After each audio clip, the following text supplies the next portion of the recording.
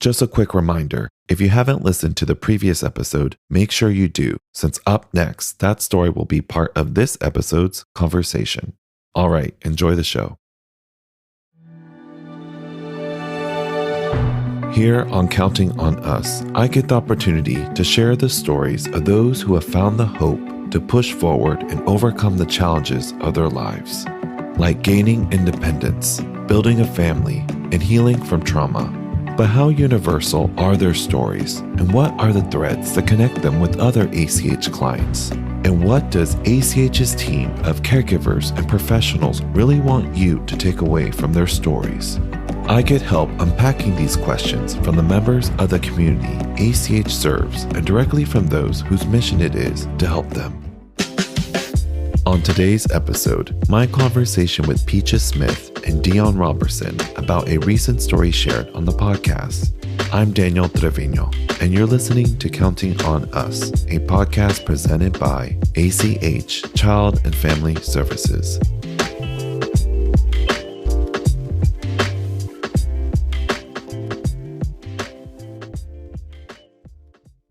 Previously on episode 9, a young lady named Tabitha got frank and shared her struggles with feeling misunderstood and judged while in foster care. By the time she first arrived at ACH's Youth Emergency Shelter, Tabitha had already experienced the alienation and rejection that results from several failed foster home placements. However, things would change once she finally received safety, hope, and love from ACH staff and clients. With this newfound support, Tabitha was able to persevere until she finally found the opportunity to move back home. My first guest is 18-year-old Peaches Smith, who is currently in ACH's transitional living program, Morris. Before her gran became her caregiver, Peaches was briefly placed in foster care as a baby due to her mother's substance abuse. The youngest of 7 sisters, Peaches did have warm memories growing up in Jackson, Mississippi, but everything would change once she and her gran moved to Texas in search of better educational opportunities. During the next 7 years, she would experience persistent housing instability, neglect, and deteriorating living conditions under the care of her gran. So much so that her journey would lead her here at ACH's Youth Emergency Shelter. Welcome, Peaches, to Counting on Us. Hi, thanks for having me. Peaches, can you tell me when exactly things changed with you and your gran? It started to when I turned 15 because, she started being abusive around that time. Like physically abusive? Like she would yell at me. She would hit me. Like sometimes I was like, beat with random things and I'm just like, this isn't right. Do you feel like you lost trust with her? Yeah, it was this one time she got so mad, she locked me in my own room. Like she changed the locks, flipped the doorknob, and locked me inside. And to make sure I wouldn't get out, she would put like tape on top of the door, like where the door opens. She said if she see that tape move, she's going to open the door and like beat me. And I'll just be like, okay. And sometimes she would like go days without feeding me. She would like days without feeding you. Yeah. And it was this one time she let me out for like a week. And I had this computer in my room and it had a desktop. And I guess that's what also helped me with finding my career path because I was bored and I would take down a computer and put it back together and it was like working. Yeah. Okay, cool. Like I started getting interested in that. And she'll let me out. She'll tell me to clean the kitchen, like grab a bowl of cereal, grab something you want to eat before I put you back in this room. And what was the reason for locking you in your room? I really don't know. She said it was disrespect and she didn't want me leaving the house. Like going outside anymore. Yeah. And kids would come and be like, can Peaches come outside? And she'd be like, nah, she's in trouble. And they would come to my window and be like, Peaches, what's going on? And I'm like, no. Like, it's like she had a switch inside of her. It flipped every time. Like, did you ever remember asking for help? No, because I feel like if I did, they would go to her and be like, what's going on? Peaches said she needed help. Peaches said she didn't like it here. And then it would be like, okay, Peaches didn't like it here. Then she would come to me and be like, do you want to leave? Like, you can leave. Like, some days she would tell me, like, you can leave. You don't have to be here. But at the same time, I'm young. I don't know where to go. Like, I'm 15. Like, if I was to get put out, where would I go? Yeah. Is the question. And I knew I couldn't go with any type of family but my sister because she was closer and she understood.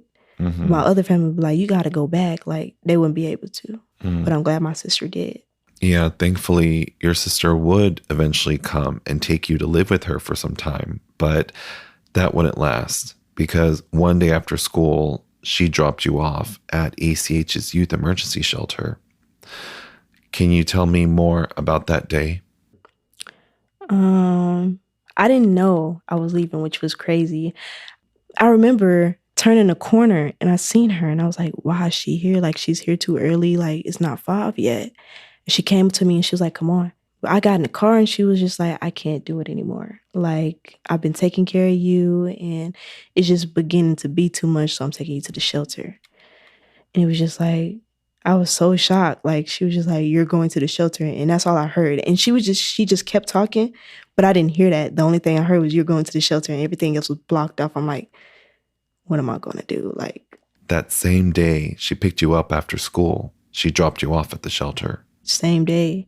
And when we got there and I went inside and it was just like different. It was so different. I was just standing there like shook. And so they were asking me questions. And like I said, I was stuck. I didn't have anything to say. So she was just like, are you okay?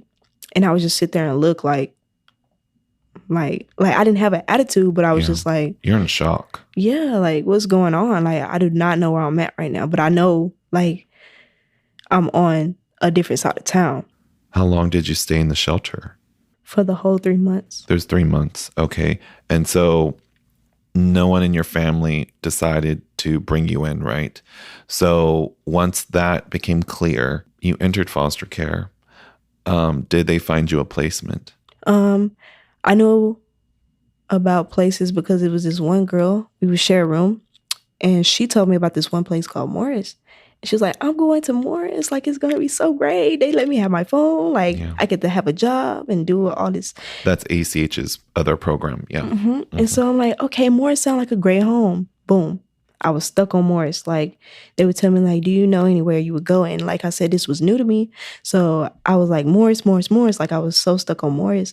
And I would write about it and I would like pray about it. I'd be like, I hope I get into Morris because it sounds like a great program and I can get a job. And maybe after that, I can like disperse and like get my own apartment and have a car and everything. Yeah, get your life started. And right now it's going really great. Like, I love it. But so that's what happened is that you didn't get like a placement in a foster home, but instead you were placed in here at ACH's Morris program. That's where like kids get therapy, but also so they can gain independent living skills, so they can be on their own. So, all right, well, let's now transition and talk a little bit about Tabitha's story, which was the episode I had you listen to. So, what stood out to you or what could you relate with? Really, what stood out to me is her being able to go through every situation with her disability. And it was like really crazy because it's like, I heard she said that at one point she had to get herself kicked out of a placement because no one really understood what she was going through and they thought she were faking. And I was like, that's really sad. Like, I couldn't imagine going through that. Like, I would cry every night if that would happen to me. Like, yeah, people didn't believe her. So by the time she did come to the shelter, she just didn't know who to trust. Right. And did you have a similar experience? Like, did you still didn't know who you could trust when you first got to the shelter? Yeah, when I first, like I said, I was in my room for a month and a half and they would come check on me and be like, are you okay? And I'm like, yeah. And with me, I have to really watch my surroundings because all my life, like, I had to look around me, like, to make sure, like, nobody's, like, on me, like. What, gonna hurt you or what? Yeah, I was more so focused on if somebody's, like, going to hit me or something. Because at the shelter, it's like people come and go. And they have a lot of emotion. And it would be, like, a lot going on, like, almost a fight breakout. So I would have to watch my back. And they would be like, it's cool. Mr. Brown would, like, come play board games. And then I would be in school. Like, it was just a lot.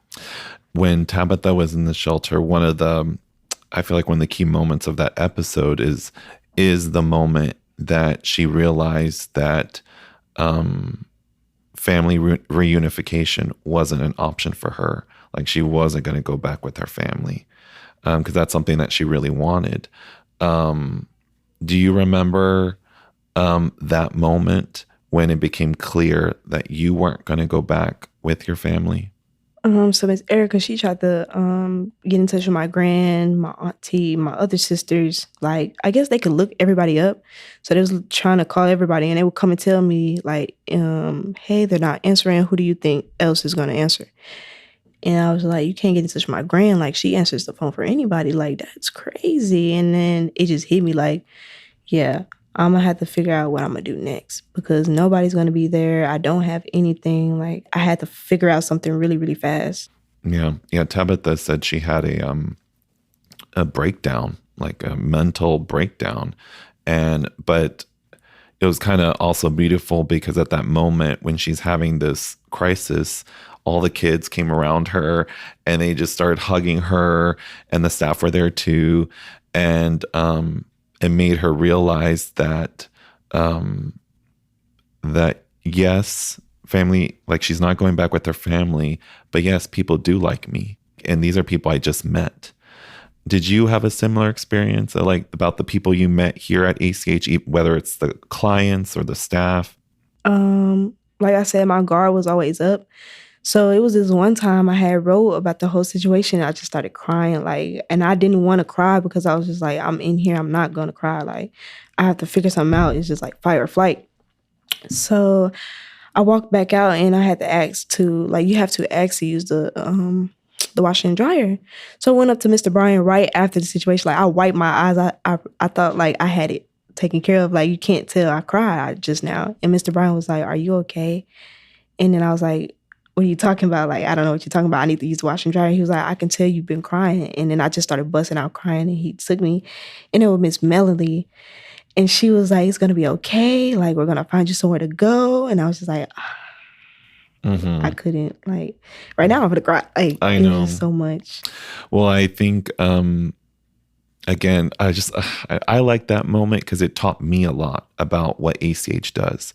And I think what the great thing is that it gives kids the time and space to feel, because you're not, like you said, you didn't feel comfortable enough, I don't think, in your previous situation to express your emotions, right?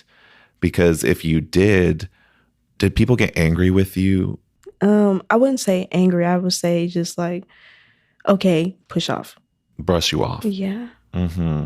And then it was just like, that's when it clicked. Like, nobody's going to listen. So just keep it to yourself or write it down. Mm-hmm. Just like now, if I feel like I talk to somebody, they're not going to listen. They're just going to be like, okay, I understand. But do you really is the question. Mm-hmm. You can hear me talk, but do you understand what I'm saying? Do you understand where I'm coming from? Yeah. What do most people get wrong about foster care youth? Well, you know, in the movies, like it shows like they're getting like Annie, basically. Annie was an orphan and she used to get mistreated. It's not like that. It's like they really care. It's just they take it. It takes time, and they understand that it takes time for you to heal, and it takes time for you to talk to them about things. So they will let you like go on about your business, but they would check up on you. I mean, you could say, I don't want to be checked up on, but they would still come and say, are you okay? Like, are you sure you're okay? Do you want to talk about it? You don't want to talk about it? Okay, that's fine. I'm in here if you need me.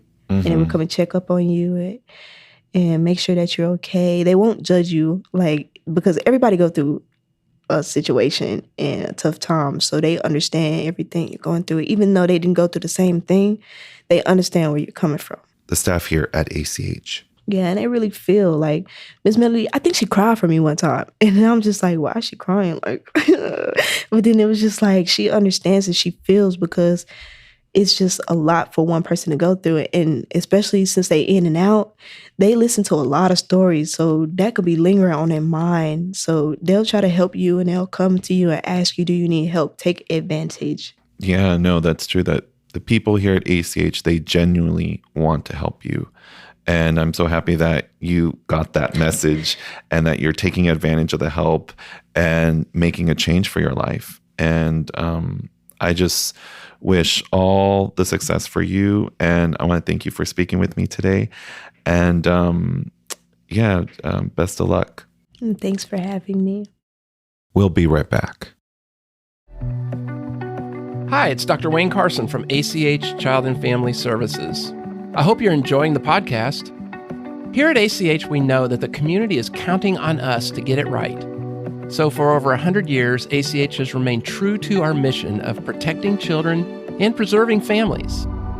Follow us on social media or visit our website, achservices.org, to learn more about what we do, how to get involved, or if you'd like to support us. Now, back to the show.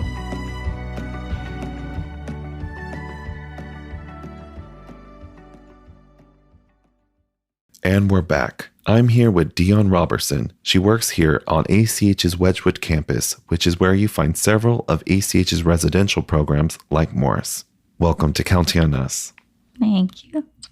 All right, so Dionne, can you please introduce yourself and tell me more about what you do here at ACH? So I am Dionne Robertson. I'm the residential treatment director on the Wedgwood campus. And so basically when my role is to make sure that treatment services are happening for all our clients on the Wedgwood campus. So that could be anywhere from them getting individual therapy, medication management, making sure that if they are on psychotropic medications, that their medications are being monitored and that they're taking it continuously. Also, I ensure that our clients have recreational services. So if they want to play volleyball or basketball, cheerleading, whatever like that, I try to ensure that we can give them those services, as well as just providing support, advocating for our clients. That pretty much sums up everything I do. Okay. Can you talk about the type of environments many of our clients come from before they do arrive at ACH? Right before they're placed in care. Yes. A lot of what I'm seeing, it could be neglect. So lack of food, lack of supervision, medical neglect. Maybe you have a child who really needs therapeutic services. And maybe because of that stigma, it's just the parents are like, no, I'm not going to get it. Yeah. A lot of domestic violence, physical abuse. There is a lot of substance abuse out there. And a lot of times those parents struggle with substance abuse and they can't take care of the kids, but they also can't take care of themselves. So it needs services, wraparound services for the whole family. That's what we're seeing a lot of when we get these kids. Yeah, you mentioned neglect, and neglect can cover so many different things. Like you said, it can be medical, physical, the environment. But what I've kind of noticed, a theme with a lot of our clients is like the interpersonal relationships neglect. Like developing close connections with their family or their friends. Can you kind of talk about, how not having strong relationships affects our clients? Yes. So if you look at development, when the child is in the womb up until age 2, that's like a critical period. That's when that attachment phase starts. And for a lot of our clients, they don't have that attachment phase. That attachment phase was skipped, especially when it comes to, the neglect, whether it's emotional or the supervision. And so what you see is a lot of the times these kids who don't have that attachment phase, they grow up and they don't know how to cope. They don't know how to cope. They don't experience what it's like to, be loved or to have that connection with a parent. And so that comes back to what you said about relationships. On the Wedgwood campus, we preach, you got to connect, you got to connect, you got to connect, because when you have a relationship with the client, you're able to, you're able to have better support with the client. You're able to work with the client. Yeah. So let's now talk about the episode I had you listen to, which was Tabitha's story. Yes. So was there a moment that stood out to you? She was very insightful. So I knew Tabitha on her way out of going to Morris, like to SIL, and then when she came back in. And just listening to her, I just felt like she was very misunderstood. And that's easy. Like sometimes you get a client and they're acting out and you're like, well, they're just doing this because they want attention, or they're just doing this because of this. But hearing her talk about her story, it made a lot of sense. And she was accountable. She took accountability for, sometimes not, being on her best behavior. But she definitely made me understand like where her trauma is coming from, why she has certain behaviors. And if I can get all of our clients to open up like that, it would be so much easier. But again, that's that relationship and trust building that you got to do. Yeah, that's interesting. So you said you came into the picture towards the end of her story here at ACH. Yes. Yeah, because like you mentioned, she went to a different supervised independent living program. She didn't go to the Life Project here at ACH. She went to a different one. And like one of the requirements, just which I kind of think it's like here at the Life Project as well, is you have to get a job or go to college. And that was just didn't happen for her. So when she came back here, of course, they're kind of pushing her to get a job, but she had been dealing with so much instability, like her housing, moving from all these different foster homes, even with here in ACH, like moving from one program to the next. And then she said she just felt burnt out. And when I talked to her, like that just kept coming out. Like, I feel burnt out. And she was trying to make it clear there's a difference between being burnt out and being lazy. Is that something you've heard other clients say, or do you understand what she means by that? I haven't heard other clients say it, but I definitely understand what she means by it. When you have multiple disruptions in placements, when you're having to start over so many times, when you're having these big transitions, that can burn you out, not just physically, but mentally. So I definitely understood where she was coming from. And again, like when she came back to Morris, kind of like that relationship piece, we had new staff.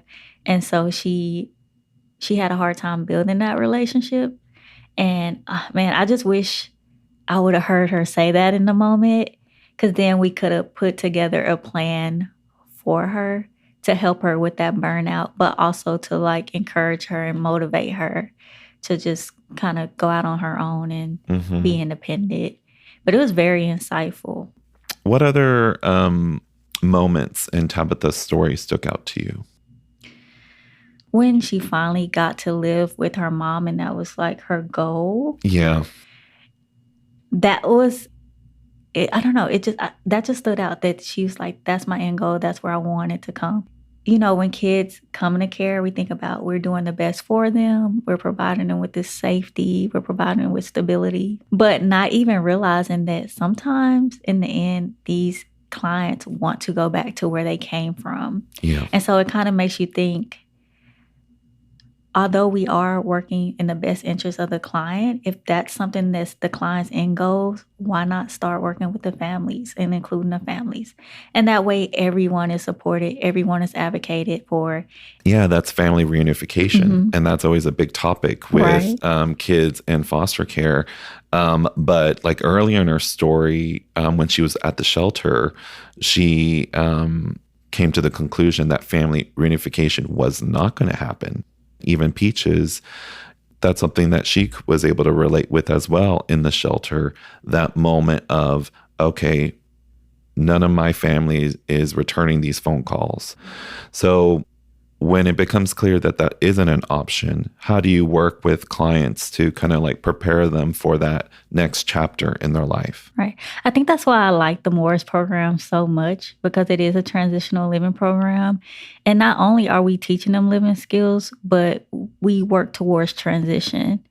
And so I'm constantly asking our clients, what do you want to do when you leave here? If college is not an option, would you be interested in SIL? If you want to live on your own, let's get you connected with PALS services. Sometimes, PALS, they have funding that'll help them with expenses. So that's why I like the Morris program, because you have so much time to work with them before you get to that point. Yeah. And a big thing is, for example, we encourage our kiddos to get, and I use kiddos a lot, we encourage them to get jobs. And so we're working with them on saving. I'll go to a client and I'll be like, oh, you spend a lot of money. What about a car? Because how are you going to get around? And I'm putting these things in their heads so they can better prepare for it. And then when we do plans of service meetings, we're talking about transitions, we're talking about goals, we're talking about savings. What other life skills do you feel like you need to learn? And so that's just the beauty of the Morris program or any transitional living program. Yeah. It's because even if these clients want to go back home, if they do go back to home and they know it's not working, they have the skills that they need to kind of tackle things on their own. Yeah.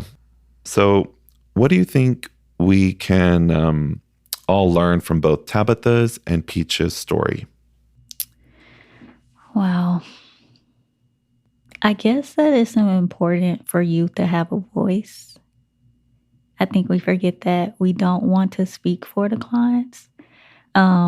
We want them to tell us what they would like their stay to look like, or what they would like their treatment to look like, or whatever their outcome, what do they want it to look like. And I think that's something that sometimes we forget. Like we think, well, we know what's best for them. And when in actuality, the client is very much so aware of what's best for them. So always let the client have a voice, because as I said earlier, when Tabitha was telling her story, I had no idea that was kind of the way she felt, you know? So just making sure that we understand that youth have a voice and that we're allowing them to use their voice. Yeah, how I view it is, our clients, they're the visionary. Right. And we're here to help make their vision come true. Mm-hmm. So we have to figure out what's your vision for your life? Like, what do you want to happen? Mm-hmm. And I think we're all like here, the team, trying to make that happen the best we can. Is there anything else you'd like to share regarding the podcast or just foster care in general? Mm-hmm. No, I think this is a great podcast, by the way. I love that y'all interview clients. And I love it. But foster care, not really. Like I said, I just wish everyone could see the positives behind the negatives. But I'm pretty sure this podcast will highlight it moving forward. So. Mm-hmm. Yeah, and you're a big part of that. So thank you for that. Yes, thank you. So thank you for all your hard work, and thank you for speaking with me today, and take care. Oh, thank you. It's a pleasure to be here. That's all for today, but make sure you like and subscribe so you don't miss the next 2 episodes we release every 2 weeks. And if you enjoyed the show, please share, rate, and write a review. It makes a huge difference. Also, if you feel inspired and would like to support ACH in its mission to protect children and preserve families, then you can donate now at achservices.org/donate, or you can find the link in the show notes. Counting on Us is a podcast presented by ACH Child and Family Services. Written, edited, and produced by Daniel Treviño. Special thanks to Peaches Smith and Dionne Robertson. Mixing by Panoramic Sound. Thanks for listening.